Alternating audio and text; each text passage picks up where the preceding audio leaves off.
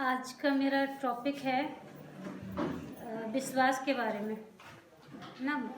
Bible हमको बताती है कि हमको विश्वास करना चाहिए। पूरी बाइबल में लिखा हुआ है कि विश्वास विश्वास विश्वास। तो हमको विश्वास कैसे करना चाहिए वो आज मैं वचन से बताऊंगी कि हमको किस तरह से विश्वास करना चाहिए। तो हम निकालेंगे इब्रानियों की पत्री, उसका 11वां अध्याय और 1 से 3 तक पढ़ेंगे हम। यहाँ लिखा हुआ है, अब विश्वास आशा की हुई वस्तुओं का निश्चय और अनदेखी वस्तु का प्रमाण है, क्योंकि इसके विषय में प्राचीनों की अच्छी गवाही दी गई है। विश्वास ही से हम जान लेते हैं कि परमेश्वर ने सृष्टि की रचना की। तो यहाँ पे लिखा हुआ है कि हम विश्वास करते हैं कि परमेश्वर ने इस सृष्टि को बनाया और विश्वास के द्वारा ही इस सृष्टि, लेकिन हम विश्वास करते हैं कि हमें परमेश्वर ने बनाया, परमेश्वर हमारा रचयिता है, परमेश्वर ने ही हमारी रचना की है। तो यहाँ पे लिखा हुआ है कि विश्वास के द्वारा ही हम जान सकते हैं कि परमेश्वर ने हमको बनाया। तो विश्वास हम कैसे कर सकते हैं? यहाँ पे लिखा हुआ है, इब्रानियों की पत्री है, इसका 7वां अध्याय, उसको 7वां वचन, ये इब्रानी की पत्री, इसका 11 अध्याय, उसका 7वां वचन। यहाँ पे लिखा हुआ है, विश्वास ही से नूह ने उन बातों के विषय में जो उस समय दिखाई ना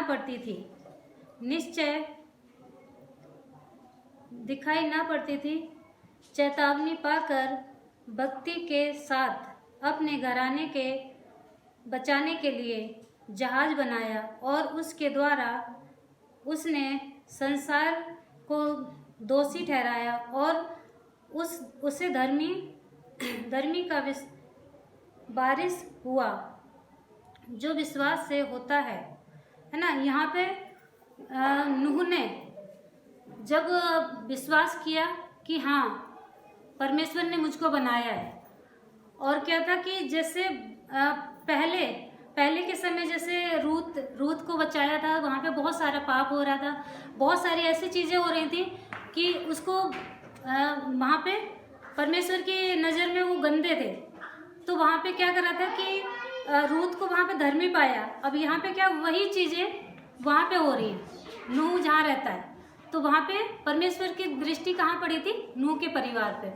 तो नूह को देखा उनने, तो नूह से बोला परमेश्वर ने कि नूह एक जहाज बना और मैं तेरे घराने को बचाना चाहता हूँ। तो परमेश्वर की बात सुन के नूह ने जहाज बनाना शुरू करा, और परमेश्वर ने उसको बताया कि एक गोमेर वृक्ष की लकड़ी लेना और उसको काट के तू जहाज बनाना, है ना। तो परमेश्वर की आवाज़ सुन के और परमेश्वर में विश्वास करके नूह ने जहाज बनाना स्टार्ट कर दिया। जब नूह जहाज बना रहा था तो बहुत से लोगों ने उससे पूछा होगा कि तू ये क्या कर रहा है? तो उसने बताया होगा कि परमेश्वर ने मुझसे बोला है कि मेरा क्रोध तुम लोगों पे भड़का है, और मैं देखो जहाज बना रहा हूँ कि अपना मन फिराओ ताकि परमेश्वर का क्रोध शांत हो जाए। लेकिन उस समय लोगों ने बात नहीं सुनी होगी, और नूह को जो जहाज बनाने में 20 साल लगे। सोचो 20 साल कितना ज़्यादा होता है। लेकिन आज भी जब हम कलीसिया लगाते हैं, अगर एक ही जना आए, जैसे पास्टर हैं उनका परिवार, वही परिवार आए तो 1 दिन 2 दिन 3 दिन 4 दिन फिर परेशान हो जाएंगे, थक जाएंगे, फिर सोचने लगेंगे बस प्रभु मेरे से नहीं होगा। लेकिन नूह क्या करता रहा कि वो जहाज को बनाता रहा, और मुझे क्या लगता है वो जहाज बना रहा होगा तो आधा दिन तो वो लोगों को सुसमाचार सुनाता होगा और आधे दिन जहाज बनाता होगा।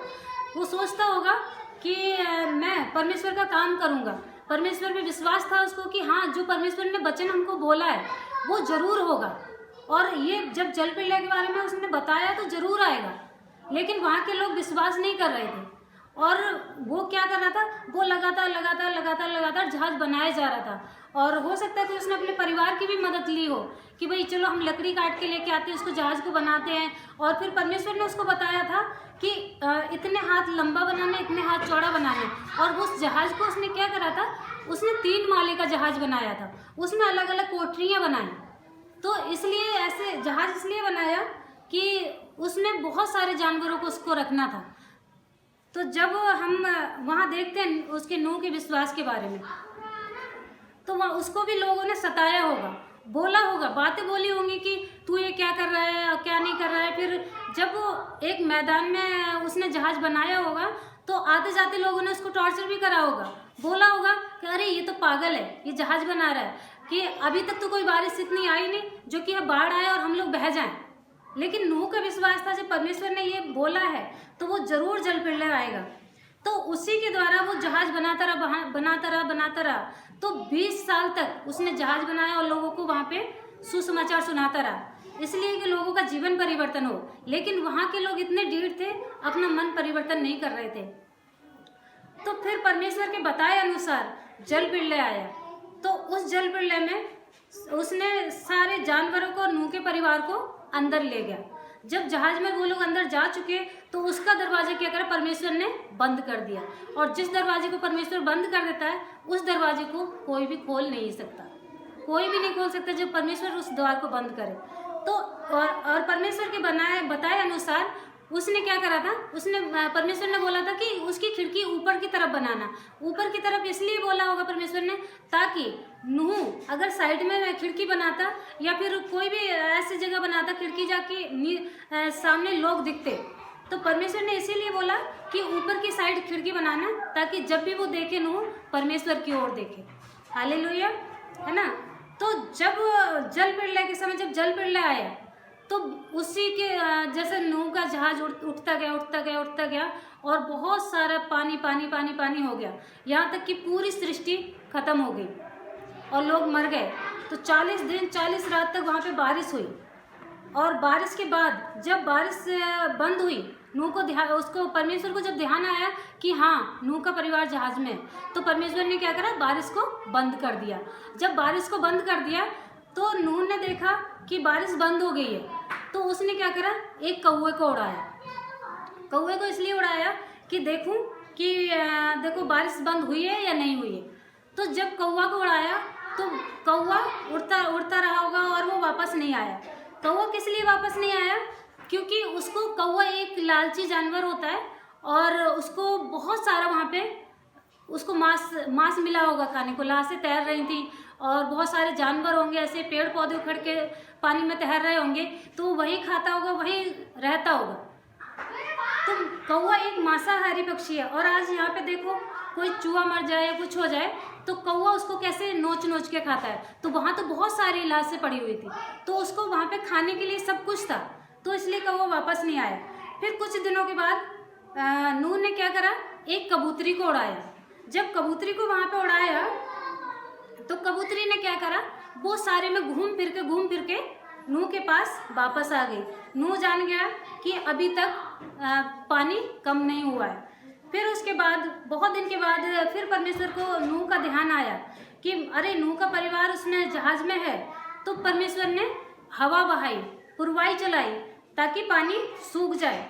तो पानी जब सूख गया तो वहाँ पे उसने फिर उसको कबूतरी को उड़ाया। जब कबूतरी को उड़ाया तो वो कबूतरी फिर वापस आ गई। वो इसलिए वापस आ गई नूह को बताने के लिए, आ गई कि देखो पानी कम हो गया और वहाँ पे रह सकते हो। तो उसकी चोंच में एक जैतून का पत्ता था, तो वो लेके आई ताकि नूह जान ले कि हाँ पानी घट गया है। फिर उसके थोड़े दिन के बाद जब पूरी पृथ्वी सूख गई तो परमेश्वर ने उसके जहाज का दरवाज़ा खोला, और जहाज का दरवाज़ा खोला तो सारे लोग बाहर आए। यहाँ पे ये समझ में आता है कि परमेश्वर की वाचा, जो परमेश्वर ने हमसे वाचा बांधी है, उसको वो पूरी करेगा, किसी भी हाल में करे चाहे। और परमेश्वर का हर एक वचन सच्चा है जो बाइबल में लिखा हुआ है, और उसी पे हमको विश्वास करना चाहिए। और विश्वास ऐसा करना चाहिए जो परमेश्वर ने हमसे बोला है वो होकर ही रहेगा। और देखो आज क्या होता है कि हम लोग विश्वास तो करते हैं लेकिन उस पर अटल नहीं रह पाते। हम सोचते हैं, और जो कौवा है ना वो ये दर्शाता है कि कौवा है वो हम लोग हैं, क्योंकि हम लोग क्या करते हैं, संसारी बातों में खो जाते हैं, संसार के सुख विलास में फंस जाते हैं और संसार में देखते हैं कि अरे मेरा मकान, मेरा पैसा, मेरा ये, मेरा बहू, मेरी बेटी और मेरा पति, मेरे बच्चे, इन सब चीज़ों में हम अपने विश्वास को खो देते हैं। लेकिन हम नहीं देखते कि परमेश्वर ने हमसे क्या बोला है, और परमेश्वर के काम के लिए हमें हमेशा तैयार रहना चाहिए और उसी विश्वास के साथ हमको आगे बढ़ना चाहिए जो विश्वास परमेश्वर ने हमको दिया है। और यहाँ पे इब्रानियों के 11 अध्याय और इसमें ये आगे लिखा हुआ है, 17वें वचन में लिखा हुआ है कि विश्वास ही से अब्राहम ने परखे जाने के समय में अपने इकलौते पुत्र को बलिदान चढ़ाया, है ना। जब परमेश्वर ने अब्राहम को 100 साल की उम्र में उसको एक बेटा दिया, और जब बेटा देने के बाद फिर परमेश्वर ने उससे बोला कि अपने इकलौते बेटे को बलिदान चढ़ा दे, है ना। जब परमेश्वर ने बोला कि बलिदान चढ़ा दे, तो अब्राहम ने क्या सोचा कि हाँ, जब परमेश्वर ने मुझे दिया है तो मैं उसके लिए चढ़ाऊंगा। परमेश्वर ने ये नहीं सोचा कि परमेश्वर तूने मुझे 100 साल के बाद एक बेटा दिया और उसको तू कहता है कि बलिदान चढ़ा दे, मैं इसको अकेले बेटे को कैसे बलिदान चढ़ा दूँ। लेकिन परमेश्वर की वाचा का उसको स्मरण था, उसको याद था, उसको पता था कि अगर परमेश्वर ने मुझसे प्रतिज्ञा की है कि मैं तुझसे एक जाति उत्पन्न करूंगा, एक जाति बनाऊंगा, तो वो ले गया उस विश्वास के साथ कि हाँ, अगर मैं उसको अपने बेटे को बलिदान चढ़ा भी दूंगा तो परमेश्वर उसे मुर्दों में से जिला देगा। तो ये विश्वास हमारा होना चाहिए। हमारा विश्वास कमजोर नहीं, बल्कि हमें अटूट विश्वास रखना चाहिए परमेश्वर पे कि परमेश्वर ने जो हमसे वायदा किया है और जो प्रतिज्ञा हमसे कर चुका है उसको जरूर पूरी करेगा वो। और कुछ भी हो जाए, चाहे वो अपने वचन पे अटल रहेगा, और वही अटूट विश्वास हमको होना चाहिए। और यहाँ पे लिखा हुआ है 4थे वचन में, विश्वास ही से हाबिल ने कैन से उत्तम बलिदान परमेश्वर के लिए चढ़ाया।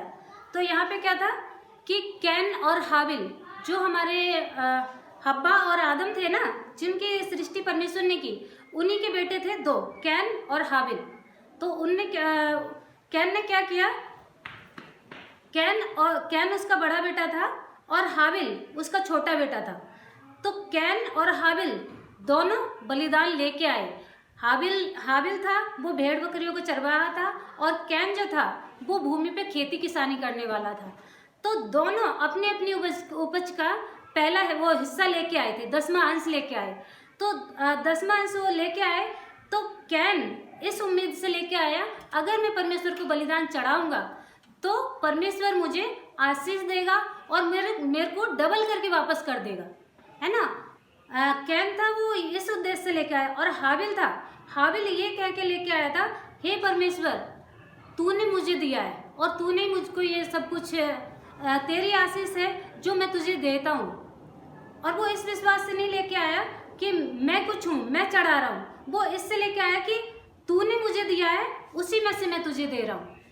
जब हम ये सोच लेते हैं कि परमेश्वर जो तेरा है वही हम तेरे को वापस दे रहे हैं, तो हमारी भेंट को ग्रहण किया जाता है। तो इसीलिए हम सबको विश्वास रखना बहुत ज़रूरी है, क्योंकि विश्वास हमारे जीवन में एक ऐसा है कि हमारी मुश्किलों को कि दूर कर सकता है। परमेश्वर ही है जो हमको हर एक परेशानी से छुड़ा सकता है।